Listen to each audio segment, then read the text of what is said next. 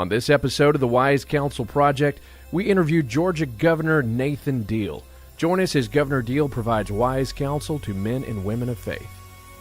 Welcome to another episode of the Wise Counsel Project on 104.7 The Fish. Joining us today is the Honorable Nathan Deal, Georgia's 82nd Governor.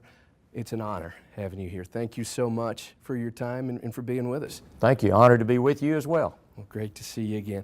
And an impressive resume, bio, no doubt, but just want to hit some of the highlights. I know you're a Georgian native. Right. You served in the U.S. Army. Thank you for your service there. Thank you. Former prosecutor, judge, state senator, U.S. congressman, Yes. and a graduate of my law school, Mercer, in Macon. Right. And married to Sandra for 47 years. Actually 48 48. now. Well, Yes. congratulations on the anniversary. 4 kids, 6 grandkids. That's correct. Wow. A very busy man. So again, thank you for the time, Governor. Certainly. We started the Wise Counsel Project based upon Proverbs 13:20. I'd love for you, if you would, to read that for us, and love to ask your thoughts, if I may, on this Bible verse. Okay. Walk with the wise and become wise, for a companion of fools suffers harm. Governor, what does that mean to you? Well, it means be careful with whom you associate. Be careful of where you put yourself and what environment and the ones that you look to for advice and counsel. I think I have been very fortunate in that regard. I was born into a family of 2 public school teachers. They are the truest public servants that I have ever known. That's Some great. 70 combined years of service to children and young people in our state.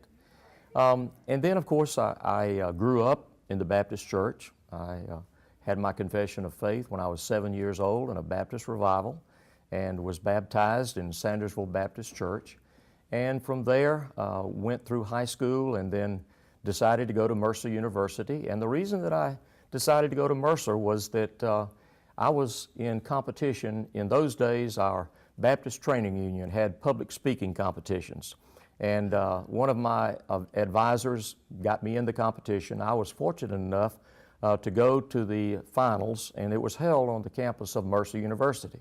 I had never been to Mercer University, although it was only about 60 miles from where I grew up. I really believed when I saw that campus that that's where I wanted to go to school. And of course, having the opportunity to go to a religious school was a great opportunity for me, because even though you were required to take Christianity courses, both Old and New Testament, in hindsight I have greatly gathered a lot of strength and basic information as a result of that. I taught Sunday school for over 20 years, was a deacon in my church and the chairman of my board of deacons during a very difficult time in the church history here at our church here in Gainesville. So I believe that when you associate with people who are wise, who have an understanding of the way to go, it benefits you greatly. I've seen others who have not had that same degree of counseling, and I've seen the results, which are not sometimes very good. Right. And we can learn from the lessons of others, certainly. Right. What do you look for in the people that you surround yourself with as wise counselors? Well, first of all, look at who they are as a person. What has been their life experience? Do they understand the conflicts and the struggles that ordinary people encounter? Or have they lived in a somewhat ivory tower world? Right. Sometimes in the political arena, you do get people who look at things only from a theoretical or educational point of view, but who've never experienced the kind of real problems that people encounter. As an attorney here in Gainesville, Georgia, I practice what I call street-level law. Mm-hmm. And that was, in a small town, you handle the problems that people have no matter what those problems might be. That has given me a great insight into what really matters in people's lives. And I must confess that I have seen faith and the sustainment of prayers in the lives of people having very difficult situations truly make a difference. And Governor, I appreciate you saying that. Faith is obviously important to you. It seems like in today's climate, so many politicians, those in the public service arena, want to shy away from talking about their faith. Why do you think that is?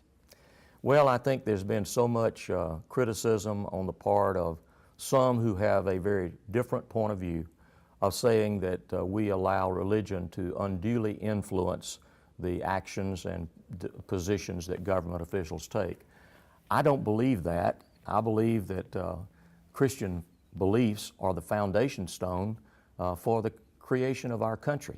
It is what has sustained us through all of these generations, and we truly are the envy of the world. People can criticize our system of government, Right. but nobody's ever figured out a better way. And many of those principles that are embodied in our laws are basic, fundamental Christian beliefs. And it's not a matter of mingling church and state. It is a matter of allowing the basic faith structure of individuals and of society as a whole to be not in conflict with their religion, but hopefully compatible with it. It's freedom of, not freedom from. Exactly, yes. Well, to that point, I know Chestatee High School has been attacked recently. Here in Gainesville, Georgia, an atheist group is going after them for quoting scripture on team documents and the pregame banners, and because the coaches are leading prayers for the players. In two verses, they cited Galatians 6:9, "Let us not become weary in doing good, for at the proper time we will reap a harvest if we do not give up." And Proverbs 27:17, "As iron sharpens iron, so one person sharpens another." If Confucius had said that, they wouldn't have a problem with it. But they are morally offended because it's in the Bible. Governor, what are your thoughts on that?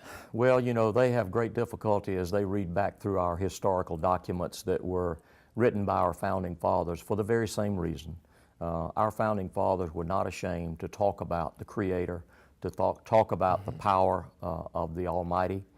It was a guiding source of strength for them in the creation of our original documents that created our republic.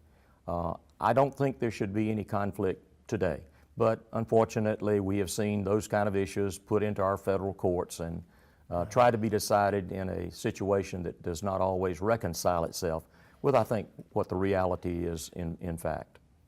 Would love to talk about a couple of the initiatives that you have had as a big push in April and September of this year. In April, you created the Interfaith Council to address how convicted offenders are able to re-enter the workforce. Right. In September, the Healing Communities of Georgia to work with religious communities and congregations to reduce recidivism. Tell us why these initiatives are so important to you. Well, first of all, this is the third leg of our criminal justice reform. We started on the front end of trying to divert nonviolent adults out of our prison system, and by the way, that is working remarkably well. We've reduced our jail backlog by over 90%. We've saved the state of Georgia about $24 million a year on just that part of it. In the first quarter of this year, we had about 4,100 people who are in accountability courts. That's drug courts, DUI courts, mental health courts, veterans courts, trying to deal with the problems that individuals face coming from various backgrounds, including, as I said, the veteran community. Now, almost all 4,100 of those would have been in our expensive $18,000 bed prison system, but for the front-end adjustments. We've been recognized, by the way, as having the best drug court system in the entire country. The second leg was juvenile justice reform, following a similar model, diverting those nonviolent juveniles out of our RYDCs and YDCs. And we're seeing the same kind of remarkable savings in dollars, but also changing directions of people's lives. The third leg was dealing with the most difficult part, and that is the 55 to 60,000 people who make up our prison population, almost all of whom at some point in time are going to be released. Either they will have served their entire sentence or they will be paroled. Now, we did a survey as to determine why is it that that 1 out of every 3 that's released is back in our system within 3 years or less.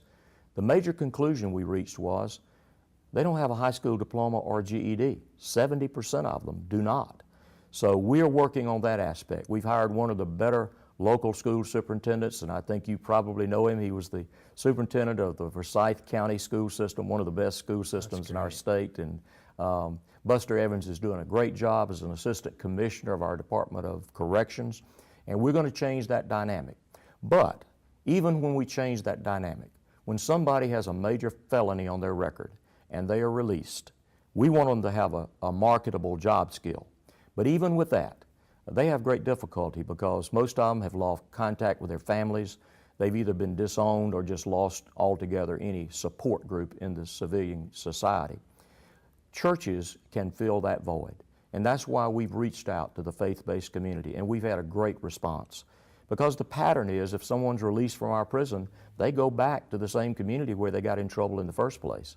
And if the local community, including the faith-based community, does not provide some assistance for them, then the likelihood of them getting in more trouble is greatly increased.